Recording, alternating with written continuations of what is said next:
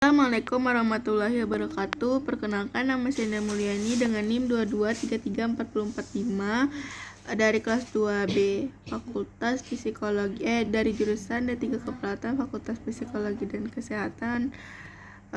Di sini saya akan membuat tugas keperawatan medikal bedah tentang penyakit diabetes mellitus. Jadi apa sih itu diabetes mellitus? Jadi didefinisikan sebagai suatu penyakit atau gangguan metabolisme atau yang ditandai karena tingginya kadar gula darah yang disertai dengan gangguan metabolisme karbohidrat yang diakibatkan karena fungsi insulin. Jadi pada diabetes mellitus ini fungsi insulinnya itu disebabkan oleh gangguan pada insulin karena sel-sel kelenjar pankreas atau kurangnya responsif sel-sel tubuh terhadap insulin. Jadi diabetes bagi dua, yaitu diabetes mellitus tipe 1 yang terjadi karena penyakit autoimun menyebabkan pankreas tidak dapat memproduksi insulin. Dan yang kedua, diabetes mellitus tipe 2 sebagai efek dari pola makan yang tidak sehat karena tidak bisa mengontrol asupan gula yang masuk ke dalam tubuh. Jadi diabetes mellitus merupakan penyakit yang disebabkan oleh tingginya kadar gula darah dalam tubuh, di mana hal ini terjadi karena ketidakmampuannya insulin dalam mengontrol kadar gula darah sekaligus mengubah glukosa menjadi energi.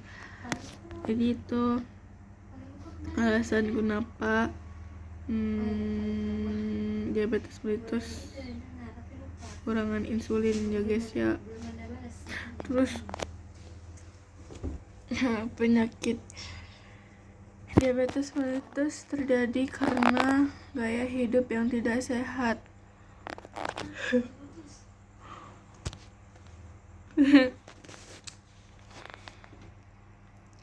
Yang menyebabkan akumulasi menumpuknya kadar gula darah dalam darah dan berada di atas ambang atas normal yang bersifat kronis dan jangka panjang.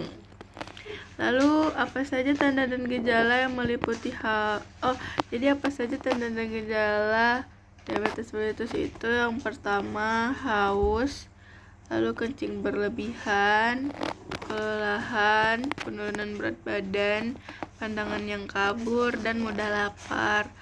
Lalu apa sih bagaimana cara mencegah diabetes mellitus itu? Yaitu dengan cara berolahraga, menjaga berat badan tetap ideal, menerapkan pola makan hidup yang sehat, melakukan pengecekan gula darah secara rutin, secara berkala agar kadar gula tetap terkontrol dengan baik. Lalu mengelola stres agar tidak stres, rajin minum air putih, mempertahankan kadar vitamin D secara optimal, menghentikan kebiasaan merokok. So buat teman-teman, sebelum terlambat, mari kita untuk tidak merokok dulu.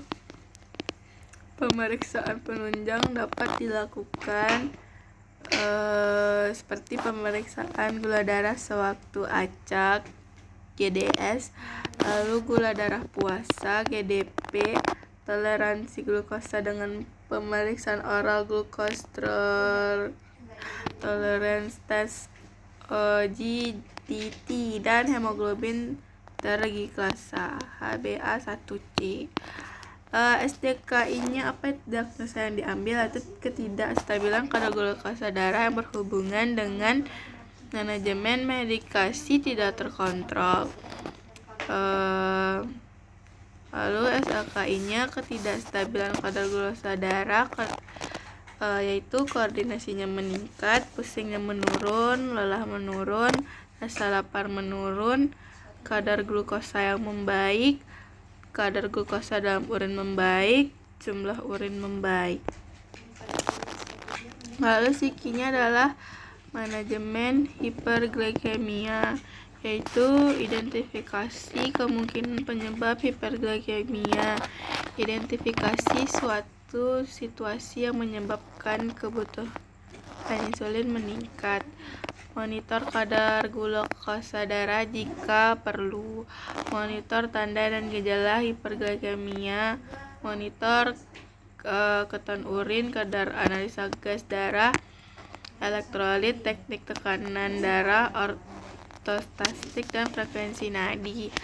Lalu terapetiknya berikan asupan cairan oral, konsultasi dengan medis jika tanda dan gejala hiperglikemia tetap ada atau memburuk. Lalu edukasinya, anjurkan menghindari olahraga saat kadar glukosa darah naik lebih dari 350 mg atau dl. Anjurkan memonitor kadar glukosa darah, glukosa darah secara mandiri. Anjurkan kebutuhan diet dan berolahraga. Ajarkan pengelolaan diabetes. Lalu kolaborasinya itu pemberian insulin, kolaborasi pemberian cairan, dan kolaborasi pemberian kalium. Baiklah, sekian hasil penjelasan saya tentang penyakit diabetes mellitus. Jika ada kekurangan kesalahan mohon dimaafkan. Bila taufiq hidayah. Assalamualaikum warahmatullahi wabarakatuh.